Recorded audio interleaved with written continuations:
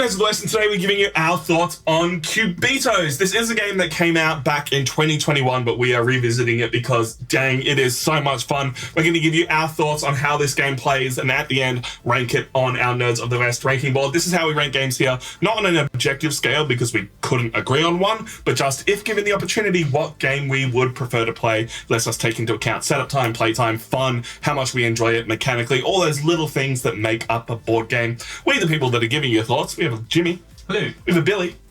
My name is Tom. We also have a Lachlan. Reckless cheese. Lachlan, can you give us an overview of this game so people can understand what we're talking about? Right. Cubitos is a racing game where you have to obviously go from the start to the finish. First person over the line is the winner. But to get there, you have a pool of dice, and they allow you to move and buy cards in the market. And so you are pushing your luck each round to try and better your odds. To better your odds, when you roll, you've got movement to make tracks on the race. Otherwise, when you've got credits, you're going to be able to use those to buy different dice, which then in the subsequent rounds allow you to do extra things. The different dice that you buy will change each game. So this green card has a special ability, which will be different in the next game. And the purple cards, each one has a different ability for what the faces do. So you're trying to increase your odds and use the dice together to get over the line as fast as possible to beat your opponents. Blue screen. This is a fantastic push your luck, market management, dice rolling mayhem race of a game. The push your luck is the big element of this. It's I can buy something with 3, but if I roll, I could possibly have 5 money and then buy the thing that'll really put me in the lead. But then if you roll nothing, if you ever roll, because a lot of these dice only have 2 or 1 side on them, if you ever roll nothing at all, you bust. Yeah. And you don't get any of the hits that you've rolled, any of the movement, any of the money. So there's that element of, I need the extra money to get that better dice, but I need to be able to do something this round. There's a lot crazy. of elements, and it's really satisfying because you get to roll 9 dice to start off with, and that increases as the game goes on and fluctuates a little bit. So you are rolling a lot of dice all the time, and that's the joys of dice component games, is getting to roll them, and you roll a lot in this game. But you never feel too punished because you're rolling so many dice. The only other game that I'd say that equates to it in the amount of dice that you roll and you don't feel punished for it is Guildmaster, because you're rolling so many dice that, yes, RNG is a thing, but I'm not a big fan of push your luck games, but this is a fantastic push your luck game because you get to manipulate the other dice that you can get to try and catch up while everyone's trying to do their best, and everybody's on the same page of do their best with what they can do, but I don't think you're ever too much of a deficit if you miss, because if you do bust, you still get some reward. And even then, there's so many different maps and so many different cards, and so all the combinations just lead to every game's going to be a little bit different. And then you can just play multiple games back to back and have a Grand Prix of, everything. Even if you don't get a monopoly on a certain color, like, you still aren't out of the race. It is actually really good. You can diversify, you can monopolize, but each thing has a different value, so each game's going to be different. But yeah, if you don't win this game, you can just rack up and play another game, and there's so much variety and replay value in the different cards. We did in our second game, we did a completely random, didn't know if they were going to work together, and we got a map that had a ton of water with a die that allowed you to travel over water, and that was fantastic. Would have been a completely different game if we had Bob, who lets you get the bonuses. So I think we just disregarded the bonuses this round and just went to town on the water and try to get over it, as opposed to trying to pick up the different things on the way. Now, Lachlan and I have played before, so we've seen a few different combinations. This was your first time. And Billy is not a gambling addict. Billy enjoys push your luck mechanics. How did you find this as a midweight push your luck game? The push your luck stuff to it is like fun. The best part of the game to me is like finding the cards and a way to abuse the mechanics. And even if you look at a mechanic and you're like, it's unlikely I'll do that, but it's possible. It's doable. but I could. But that first game, that was beautiful. And some of the cards as well, it's like that card and die is good by itself, or it's not super fantastic, but then you get another card and you get the green and the yellows working together, and it's like you needed both of them to work. Yeah. Or you could go all in on just blue or just white, and you'd be like, I'm going heavy in this direction of only this particular color dice.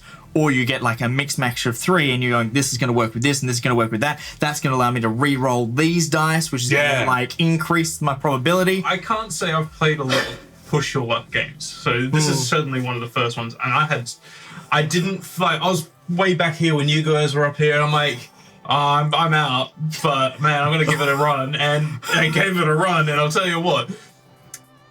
Exactly. Like, this was fun. This was just genuine. I'm not interacting with your stuff. I'm not screwing you over. Probably might be some stuff in there. It was just fun.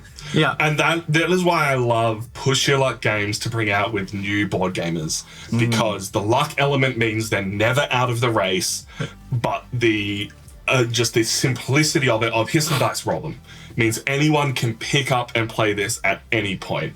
And on top of that, it's pretty. Like this is a bright, colorful.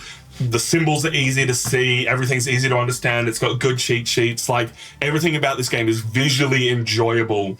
In a slightly strange, this is a cat smushed up into a box kind of way, but I like that kind of strange. I like the box art of a giant block of cheese. I like how it makes you think about dice and all their elements all together. Like it's just, this game is easy to pick up, fun to play. I can't not see myself pulling this out with just about anyone.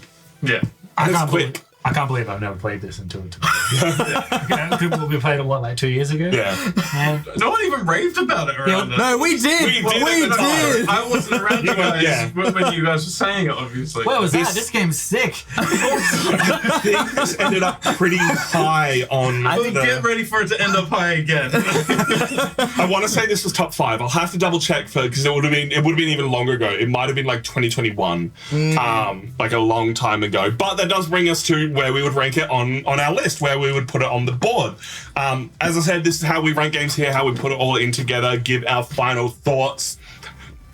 My final thoughts are pretty similar to where I would act, like everything that I just said, but I could pull this game out with anyone and it's quick. We got 2 games in 3 hours while playing it on stream at a slower pace. Like this is a very easy 45-minute game. Well, if we were playing it off stream, you would roll everything all at once, do all your calculations, figure it out, and then you would move to the next phase.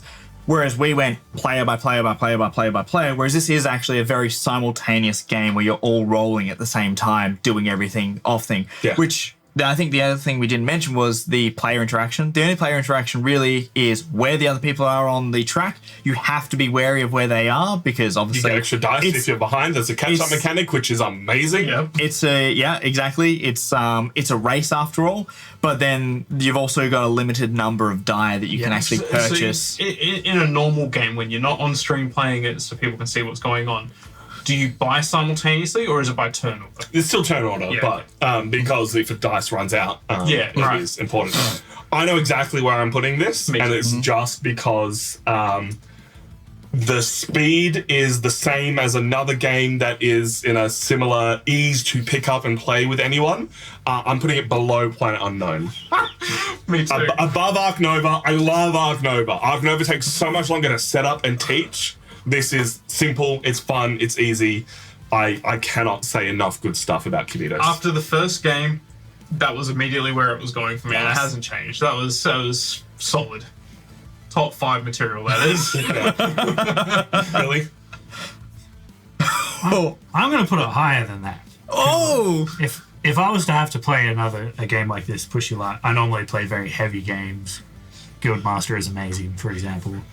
As far as a lightweight game goes, I would play this more than like any other lightweight game I have at the moment that I can even think of. Like, Yeah.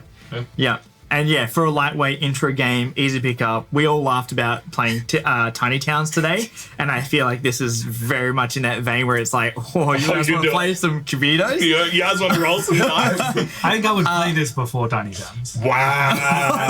Oh, damn! Tiny Towns is not on our list. Okay, so Unfortunately, can we not bring Tiny Towns? I gotta see what this comparison yeah, we is. did the heavy hitters.